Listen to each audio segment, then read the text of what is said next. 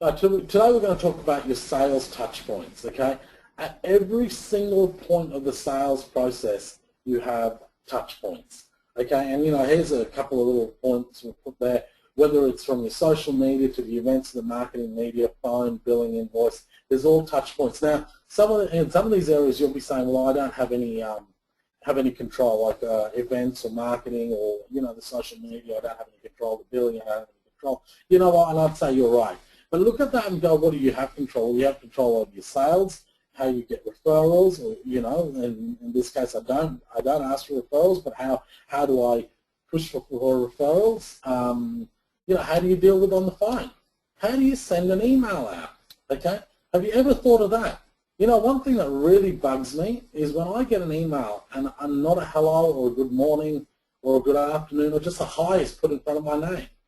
Because you know what, we've got to be very careful when we're conversing over email that we're very, very, what would I say the word is, that we're appropriate, okay? So that means, punctuation's got to be right. You heard Phoebe talk last week about grammar and punctuation, but even the way, you do say hello or hi, even with my team, I actually make a habit of saying hi, such and such, even though they know me. But you know what? It's about breaking bad habits and creating great habits.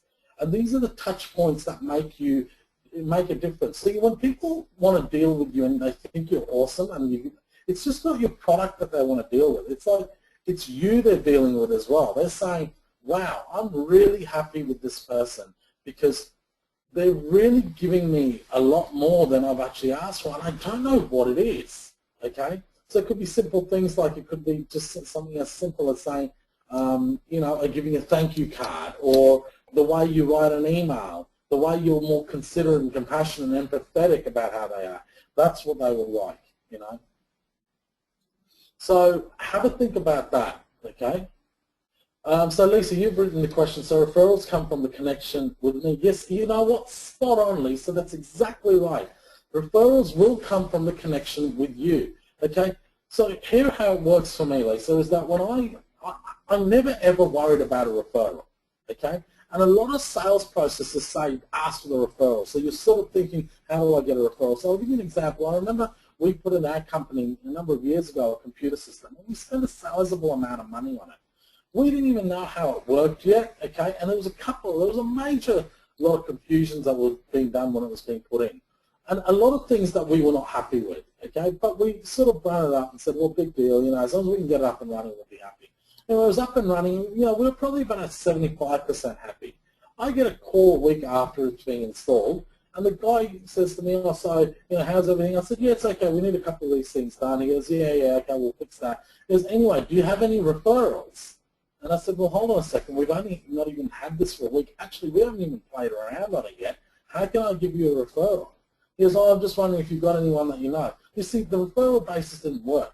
It actually put a bad taste in my mouth because subsequently that system was that crap, the after-sales service was that crap, that I now became reluctant to give anyone a referral until I've tried and proven it. So your referrals come in after a period of time, and Lisa, you're so right. You build the brand within yourself, and people want to refer it. Because, okay, you know what, I've got a great person. Lisa does this unreal. I really reckon you should go and talk to her. And they will either contact you, or you'll get a call saying such and such, they gave me your name and said we should have a chat with you. And bang, what do you have then? You have instant rapport. You have the referral gives you instant rapport. So Lisa, you're totally right. Referrals come from the connection with you. And that's what we've got to understand. If you can get to that level of thinking what just Lisa's just asked then, you'll all be real understanding that, referrals do just come so easily. All right, so let's go to the next slide.